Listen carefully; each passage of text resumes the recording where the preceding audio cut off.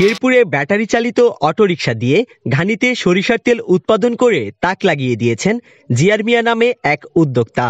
জিয়ার মিয়ার এই প্রযুক্তি দিয়ে সরিষা তেলের ঘানিঘরের এই ব্যতিক্রমী উদ্যোগ সাড়া ফেলেছে এলাকায়। এমন সাহসী ও ব্যতিক্রমী উদ্যোগের ফলে প্রশংসায় ভাসছেন তিনি। প্রাচীনকাল থেকেই ব্যবহার হয়ে আসছে গরু দিয়ে কাঠের ঘানি। সময় ও আধুনিকতার ছোঁয়াতে এখন এই ঘানির ব্যবহার নেই বললেই চলে। কিন্তু শেরপুরের নকলা উপজেলার চন্দ্রকোনা ইউনিয়নের চরমধুয়া গ্রামের ছেলে জিয়ার মিয়া ঐতিহ্য ও আধুনিকতার সংমিশ্রণে কাঠের ঘানি থেকে উৎপাদন করছেন সরিষার তেল। আমি এটা ইউটিউব থেকে শুরু করছি। আসলে আমাদের বাপদাদার পেশা এটা। এখন আগে চালাইতো গরু দিয়া মানুষে, এখন সহজ করার জন্য আর কি আমি গাড়িতে চালাইতেছি। এটা থেকে আমার দৈনিক 20 থেকে 25 কেজি সরষে বাঙ্গর, 5 থেকে 6 থেকে 7 লিটার তেল আসে। এটা দিয়ে আমার এখন এখান থেকেই বিক্রি হয়ে যায়। ইউটিউব থেকে নিজের প্রচেষ্টায় স্বাবলম্বী হতে চেয়েছেন তিনি। তার এই উদ্যমী সাহসিকতা আর প্রচেষ্টায় নিজ গ্রামে স্থাপন করেন সরিষা তেলের ঘানিঘর।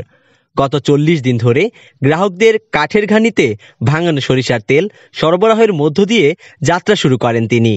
আর এই কাঠের ঘানিকে সচল রাখতে পশু ব্যবহার না করে তিনি প্রযুক্তি খাটিয়ে যান্ত্রিক মেশিনের 3 চাকার ব্যাটারি চালিত অটোরিকশা ব্যবহার করছেন। তেলের পাশাপাশি যে আমাদের খৈল্যা আসে, সেই খৈল্যা মাছের খাদ্য হিসেবে মানুষ কিনে নেয়, আবার গরুর খাদ্য হিসেবে কিনে নিতেছে। এটা থেকে কিছু টাকা আসে। 40 কেজি সরিষা থেকে তিনি 12 লিটার তেল উৎপাদন করছেন, আর সেখান থেকে প্রায় 27 কেজি খৈল আসছে। প্রতিদিন তার ঘানিঘরে প্রায় 25 কেজি সরিষা দিয়ে 7 থেকে 8 লিটার সরিষার তেল উৎপাদন হচ্ছে। একদিকে তেল বিক্রি করছেন, অপরদিকে খৈল, আর এই তেল স্থানীয়দের চাহিদা মেটাচ্ছে। আমি এটা চালাই, এটা দেখাশোনা সব আমারই, যা পাই তাতে আমার কোনো ভাই বাজার সদাই চলে। জিয়ারের এই ঘানিঘরের সরিষা তেলের পাশাপাশি তেল থেকে বের হওয়া খৈলেরও ব্যাপক চাহিদা রয়েছে স্থানীয় মৎস্য চাষিদের কাছে।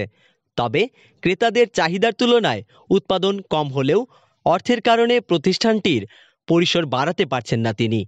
সরকারি সহযোগিতা পেলে এই ঘানিঘর আরও বড় পরিসরে করতে চান জিয়ার মিয়া। এই ব্যবসা থেকে আমার যা আয় হয় তা দিয়ে আমার মোটামুটি সংসার চলে। এই ব্যবসাটা বৃদ্ধি করার জন্য যদি সরকারি থেকে কিছু অনুদান পেতাম তাহলে আমার জন্য একটু উপকৃত হতো। লাখ টাকা ব্যয় করে ঘানিঘরের কার্যক্রম শুরু করেন তিনি। একজন শ্রমিকও কর্মরত রয়েছেন এই ঘানিঘরে। জিয়ার মিয়া জানান, বাপদাদারা এই পেশায় নিয়োজিত ছিল। বলা চলে পৈতৃক সূত্রে আমি এই পেশা পেয়েছি। বাপদাদারা ঘানি থেকে রোজগার করা অর্থে আমাদের বড় করেছেন। আমি এখান থেকে রোজগার করে সংসার চালাই। সীমানুর রহমান সুখনের তথ্যচিত্রে অভিজিৎ সাহা, নকলা, শেরপুর।